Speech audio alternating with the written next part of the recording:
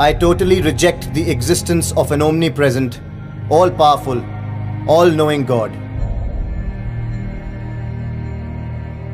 I'm not an atheist for the reason that I'm arrogant, or proud, or vain. Nor am I a demigod, nor a prophet. No, nor am I God myself.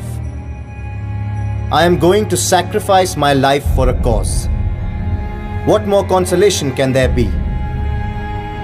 A God-believing Hindu may expect to be reborn a king. A Muslim or a Christian might dream of luxuries he hopes to enjoy in paradise as a reward for his sufferings and sacrifices. What hope should I entertain? I know that would be the end when the rope is tightened around my neck and the rafters move from under my feet. Without any selfish motive of getting any reward here or in the hereafter, quite disinterestedly, have I devoted my life to the cause of freedom. Our forefathers evolved faith in some kind of supreme being. Therefore, one who ventures to challenge the validity of that faith or denies the existence of God shall be called a kafir or a renegade. Even if his arguments are so strong that it is impossible to refute them, if his spirit is so strong that he cannot be bowed down by the threats of misfortune that may befall him through the wrath of the Almighty, he shall be decried as vainglorious.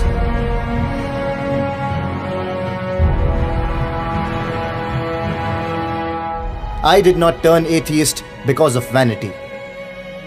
My disbelief in God has turned all the circumstances too harsh, and this situation can deteriorate further. Being a little mystical can give the circumstances a poetic turn. But I need no opiate to meet my end. I am a realistic man. I want to overpower this tendency in me with the help of reason.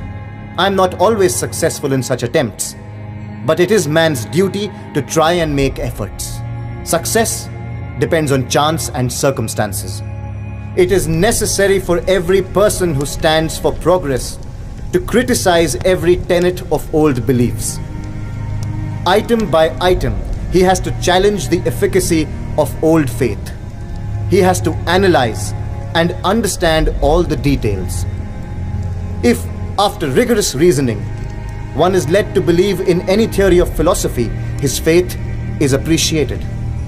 His reasoning may be mistaken and even fallacious, but there is a chance that he will be corrected because reason is the guiding principle of his life. But belief, I should say blind belief, is disastrous. It deprives a man of his understanding power and makes him reactionary. Any person who claims to be a realist has to challenge the truth of old beliefs. If faith cannot withstand the onslaught of reason, it collapses. The British rule is not here because God willed it, but for the reason that we lack the will and courage to oppose it. Not that they are keeping us under subjugation with the consent of God, but it is with the force of guns and bullets, police and militia, and above all, because of our apathy. One of my friends asked me to pray. When informed of my atheism, he said, "When your last days come, you will begin to believe." I said, "No, dear sir, never shall it happen. I consider it to be an act of degradation and demoralization. For such petty selfish motives, I shall never pray."